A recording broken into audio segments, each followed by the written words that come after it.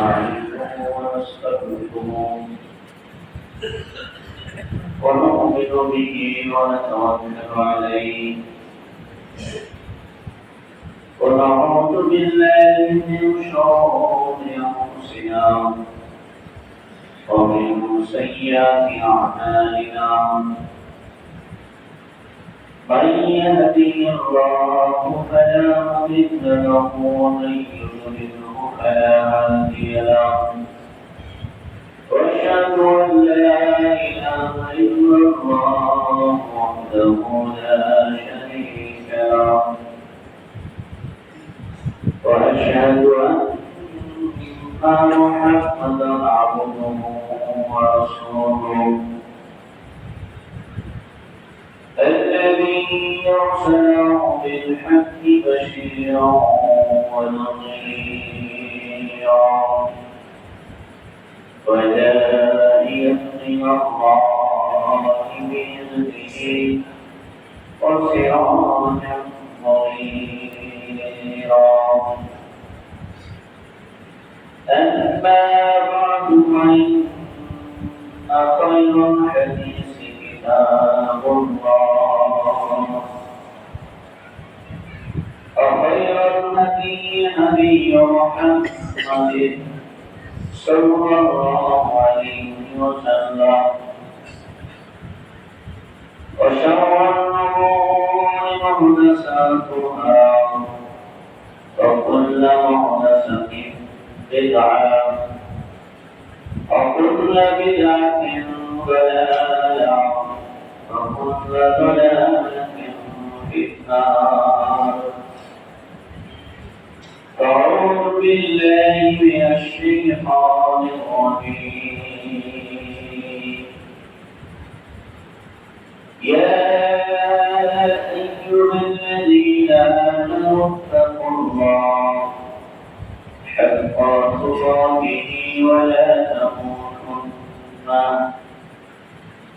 ولا تموتن إلا وأنتم مسلمون يا أيها الناس اتقوا ربكم الذي خلقكم من نفس واحدة وخلق منها زوجها وبث منهما رجالا كثيرا ونساء واتقوا الله الذي تساءلون به والأرحام إن الله كان عليكم رقيبا يا أيها الذين آمنوا اتقوا الله وقولوا قولا سديدا يصلح لكم أعمالكم ويغفر لكم ذنوبكم ومن يطع الله ورسوله فقد فاز فوزا عظيما الحمد لله সমস্ত প্রার্থী সমস্ত প্রশংসা একমাত্র সে মহান আলামিনের জন্য যে মহান আলামিন সাপ্তাহিক পবিত্র ঈদের দিনে জুমার শ্রবণ এবং জুমার সালাতের উদ্দেশ্যে আমাদের মসজিদে উপস্থিত হওয়ার তৌফিক দান করেছেন সে মহান আলামিনের প্রশংসা জ্ঞাপন করি সবাই বলে আলহামদুলিল্লাহ লক্ষ্য করে দরুদ সালাম বর্ষিত হোক সাইয়্যিদুল মুরসালিন খাতামান নবিয়্যিন রাহমাতুল লিল আলামিন বিশ্বনবী মুহাম্মদ রাসূলুল্লাহ সাল্লাল্লাহু আলাইহি ওয়াসাল্লামের উপর আল্লাহুম্মা সাল্লি আলাইহি আল্লাহুম্মা বারিক আলাইহি আল্লাহুম্মা আমিন উপস্থিত মুসল্লিয়ান কিরাম আমরা গত জুমায় আলোচনা শুনছিলাম যে রোজাদের বাকির স্ত্রী বনী ইসরাঈল তথা ইহুদীদের নিকটে এত গুরুত্বপূর্ণ কেন? গত জমায় আমরা আলোচনা শেষ করেছিলাম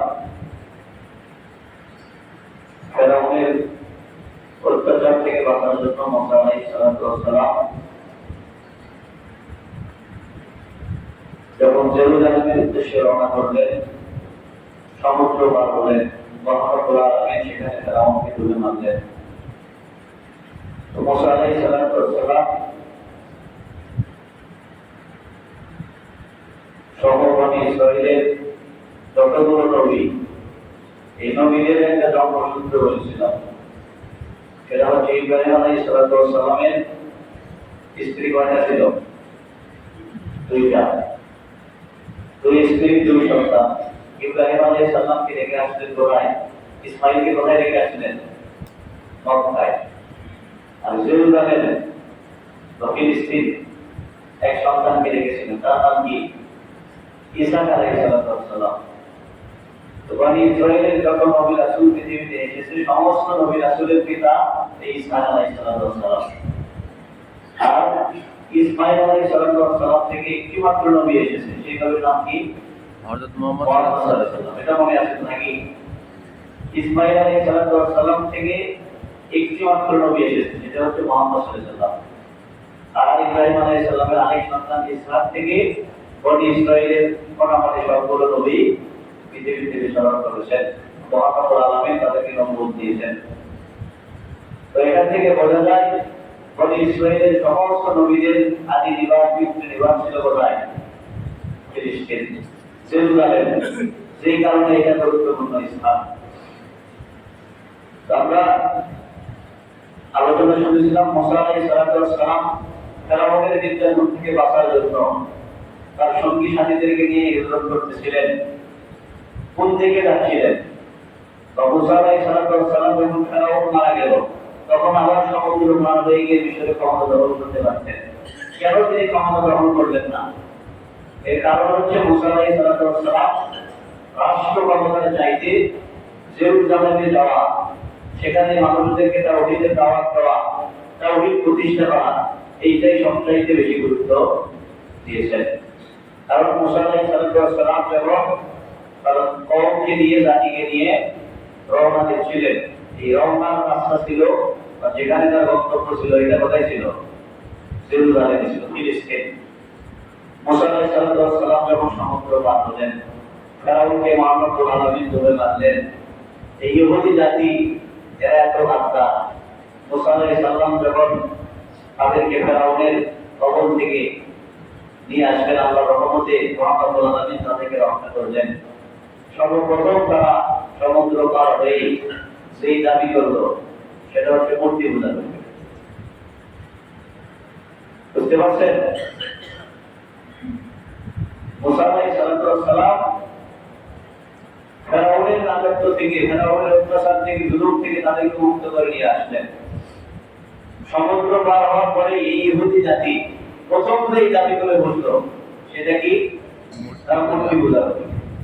মহানবুল আলামিন বলেছেন সূরা আরাফের 138 নম্বর আয়াত, ওয়াজাওয়াজনা বানি ইসরাঈলাল বাহরা, আমি যখন বানি ইসরাঈলকে সমুদ্র থেকে মুক্ত দিয়েছি, ফাআতাও আলা কওমিন, এই সমুদ্র থেকে মুক্তি পাওয়ার পরে তারা এমন একটা জাতির কাছে আসলো, ইয়াকিফুনা আলা আসনামিন লাহুম, তারা তাদের মূর্তি পূজা করত।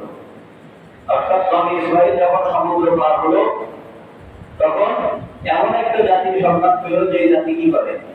মূর্তি পূজা করে।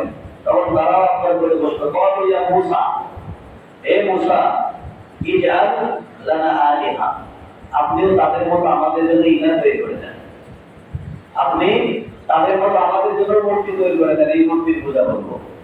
এতদিন ফেরাউনের সাথে যে দ্বন্দ্ব ছিল, সেই দ্বন্দ্ব মুসা আলাইহিস সালাম মেনে নিলেন না, তাকে ইলাহ বলে বানিয়ে দিলেন না। আবার যখন ফেরাউনের অত্যাচার থেকে মুক্তি পেল, সে একই দাবি তারা করছে যে আপনি আমাদের জন্য ইজআল লানা আলিহা, আপনি আমাদের জন্য একটা ইলাহ তৈরি করেন, মানে আল্লাহ তো আছেই, তারপরে আপনি আমাদের জন্য একটা ইলাহ তৈরি করে দেন, যার উপাসনা আমরা করবো। মহানবুল আলামিন বলেন, ইন্নাকুম কওমুন ইয়াজহালুন, এমন একটা জাতি, যে জাতি হলো মূর্খ জাতি, এই জাতি কি জাতি? মূর্খ জাতি। এরপরে যখন তারা আবদার করলো মূর্তি পূজা, মুহাম্মদুল আলামিন মুসা আলাইহিস সালামকে দাওয়াত দেওয়ার জন্য মুসা আলাইহিস সালামকে 40 দিনের জন্য তুর পর্বতে নিয়ে গেলেন। আল্লাহ তাআলা তাকে কি দিবেন? তাওরাত দিবেন মুসা আলাইহিস সালামকে। তুর পর্বতে মুহাম্মদুল আলামিন নিয়ে গেলেন। হয়তো ওয়াদা মুসা 40 লাইলাতান, আমরা তাকে ওয়াদা করেছিলেন, অঙ্গীকার করেছিলেন। এই ওয়াদা রক্ষার জন্য মুসা আলাইহিস সালামকে 40 দিনের জন্য নিয়ে গেলেন। সুম্মা ইস্তাগফিরু আল্লাহ মিন বাদি ওয়া আনতুম যালিমুন। এই 40 দিনের মধ্যে মুসা আলাইহিস সালামের জাতি মূর্তি পূজা করে বসল। মুসা আলাইহিস সালামকে আল্লাহ তাআলা নিয়ে গেলেন তুর পর্বতে। তার সাথে তার সাহাবীরা ছিল, কিন্তু মুসা আলাইহিস সালাম সামনে ছিলেন। তুর পর্বতে গেলেন, সাহাবীদেরকে বললেন তোমরা আমার পিছনে থাকবে। মুসা আলাইহিস সালাম তুর পর্বতে গেলেন, 30 দিন সিয়াম পালন করলেন। এরপর আল্লাহ তাআলা আবার নির্দেশ দিলেন আরো 10 দিন সিয়াম পালন করার জন্য। সর্বমোট 40 দিন সিয়াম পালন করলেন। আল্লাহ তাআলা মুসা আলাইহিস সালামের উপরে তাওরাত নাযিল করলেন। মুসা আলাইহিস সালাম আল্লাহ বলেন যে আল্লাহ আমি আপনাকে দেখব। আল্লাহ তাআলা বলেন তুমি আমাকে দেখতে পারবে না। তারপরেও তিনি কি করলেন? একটু জেদ করলেন যে না আপনাকে দেখব। আল্লাহ তাআলা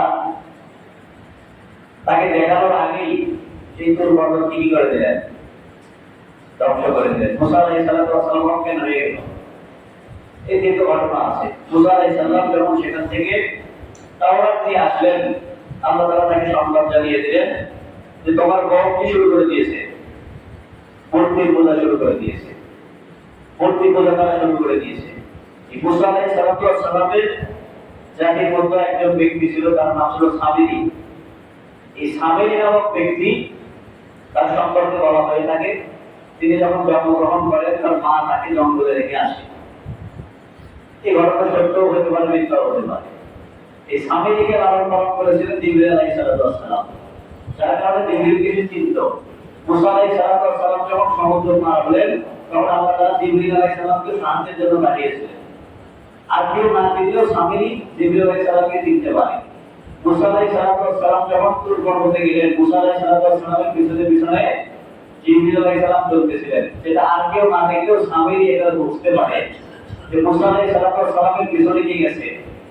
জিবরিল আলাইহিস সালামকে। জিবরিল আলাইহিস সালাম যেখানে যেখানে পা দিয়েছে মরুভূমির মধ্যে সেখানে সেখানে ঘাস জ্বালানো শুরু হয়ে গেছে। তখন সামিরী চিন্তা করলো যেহেতু মুসা আমাদের মধ্যে অনুপস্থিত থাকবে, অতএব বনী ইসরায়েলের একটা চাহিদা, ইহুদিদের একটা চাহিদা হচ্ছে মূর্তি পূজা করবে। অতএব জিবরিল আলাইহিস সালাম যেখানে যেখানে পা দিয়েছে সেখান থেকে ধুলা দিয়ে আমি একটা মূর্তি তৈরি করব। আর এই মূর্তির পূজা করবে কারা? ইহুদি জাতি। সামিরীর পরিকল্পনা অনুযায়ী সামিরী একটা মূর্তি তৈরি করলো। ওই আগের জাতির কাছ থেকে তারা কিন্তু স্বর্ণ পেল। এই স্বর্ণ দিয়ে একটা গরুর বাছুর তৈরি করলো। যখন গরুর বাছুর তৈরি করলো তখন গরুর বাছুর হামকা বলে ডাক দিল। এটা তো কোরআনে আছে। আল্লাহ তাআলা পরীক্ষা করতে চাইলেন যে আল্লাহর উপরে ঈমান আনে আর কি গরুর উপরে ঈমান নিয়ে আসে। মুসা আলাইহিস সালাম যখন পর্বতে গেলেন তখন তার ভাই হারুনকে দায়িত্ব দিয়েছিলেন, কিন্তু তার ভাই হারুন মুসা আলাইহিস সালামের কওমকে বোঝাতে সক্ষম হননি। ইহুদি জাতি এতটুকুই বাধা ছিল, তার মধ্যে বিশ্বাসী ছিল। মুসা আলাইহিস সালাম পর্বত থেকে নেমে আসলেন, তার জাতিতে ভুল করেছিল তিনি এটা বুঝতে পারলেন। ওয়াইদ ক্বালা মুসা লিকওমিহি ইয়া কওমি ইন্নাকুম যালামতুম আনফুসাকুম। মুসা আলাইহিস সালাম তার জাতিকে বললেন যে আমার জাতি তোমরা তোমাদের নিজেদের উপর জুলুম করছো। তোমরা তোমাদের নিজেদের উপর কি করছো? জুলুম করছো। তোমরা বাছুরকে তোমাদের রব হিসেবে গ্রহণ করছো, বাছুর পূজা শুরু করে দিয়েছো, গোবর্ষ পূজা শুরু করে দিয়েছো। বাছুর উপর ইলা বারাইকুম বারাইকুম, তোমরা তোমাদের রবের নিকটে কি করো? তাওবা করো। ফাদুরু আনফুসাকুম, আর এই তাওবা ছিল নিজেরাই নিজেদেরকে হত্যা করতে হবে। এই ছাড়া তাওবার কোনো পথ নেই। যারা ওই বাছুরের পূজা করেছিল তাদেরকে কি করতে হবে? হত্যা করতে হবে। আর হত্যা না করলে মুসা আলাইহিস সালামের জাতির মধ্য থেকে যারা এই বাছুরের পূজা করে নাই তারা হত্যা করবে।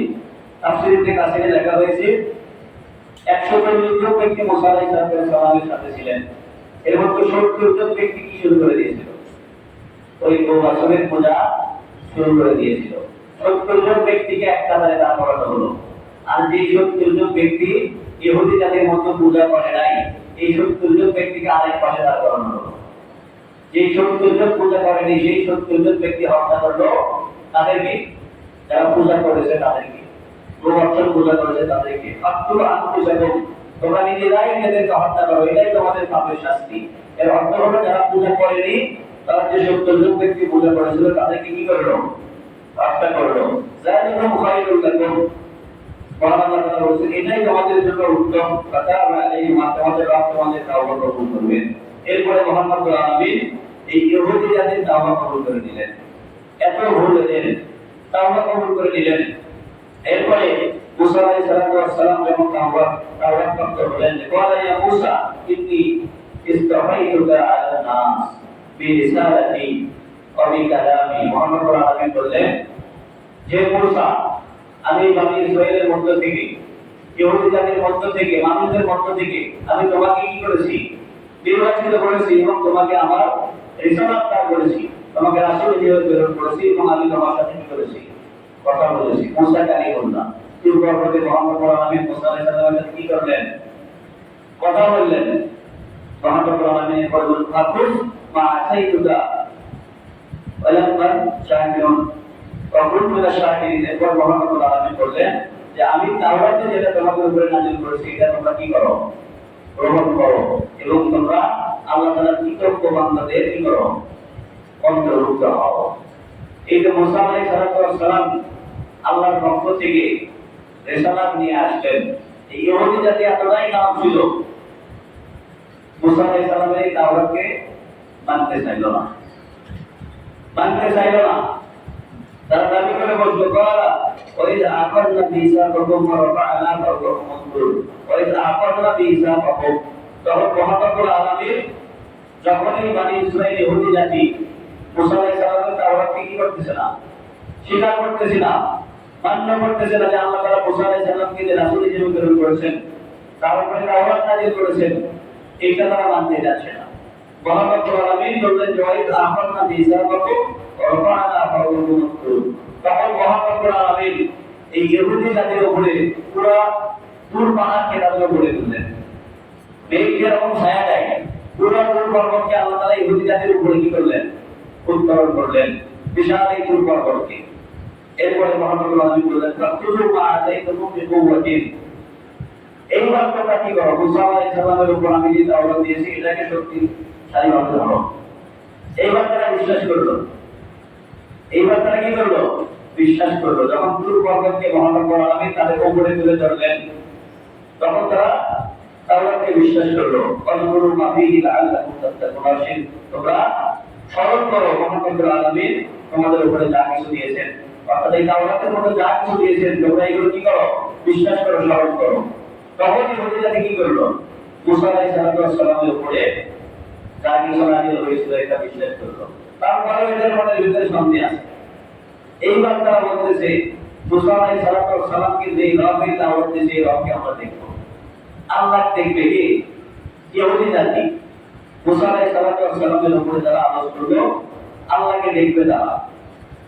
ওয়াইদ কুনতুম ইয়া মুসা লা তুমিনা লাকা নারুন রাব্বু জাহান্নাম। মুসা আলাইহিস সালামের কাছে তারা আবদার করলো যে আমরা মহান রব্বুল আলামিনকে স্পষ্টভাবে দেখব। এই ইহুদি জাতি মহান রব্বুল আলামিন এত মানদের ভুল ক্ষমা করে দিয়েছেন, যেমন কোন জাতিকে দেন নাই। মুসা আলাইহিস সালাম তাওরাত নিয়ে আসার পরেও আল্লাহ তাআলা মুসা আলাইহিস সালামের মুআজিজা দেখানোর পরেও যখন ফেরাউনের রাজত্বে ছিল, তখন তো মুসা আলাইহিস সালাম মহান রব্বুল আলামিন তাকে মুআজিজা দেখিয়েছিলেন নাজির মাধ্যমে। তিনি যে সত্য নবী এবং রাসূল সেটা প্রমাণ করেছেন। তারপরেও মুসা আলাইহিস সালামকে মহান রব্বুল আলামিন ইহুদি জাতির উপরে যখন নবুয়ত দিয়েছেন, রিসালাত দিয়েছেন, তখন তারা এটা কি করে নাই? বিশ্বাস করে নাই। মহান রব্বুল আলামিনকে যখন তারা দেখার ইচ্ছা পোষণ করলো, মহান রব্বুল আলামিন বললেন, ফাআকাসতুম সাঈদান ওয়া আনতুম তানজুরুন। তোমরা মহান রব্বুল আলামিনকে কি করতে পারবে না?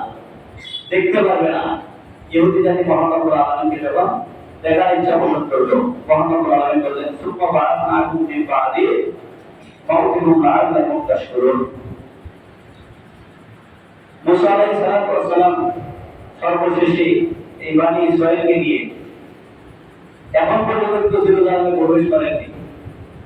জেরুজালেমে এখন পর্যন্ত প্রবেশ করেননি। সমুদ্র পার হয়ে জেরুজালেমে আসার আগেই তুর পর্বতে মহান রব্বুল আলামিন মুসা আলাইহিস সালামের উপরে নবুয়ত দিলেন, রিসালাত দিলেন। তার জাতি স্বীকার করতে চাইলেন না বিভিন্নভাবে। মহান রব্বুল আলামিন এইবার মহান রব্বুল আলামিন বনী ইসরাঈলকে নির্দেশ দিলেন জেরুজালেমে প্রবেশ করার জন্য। মুসা আলাইহিস সালাম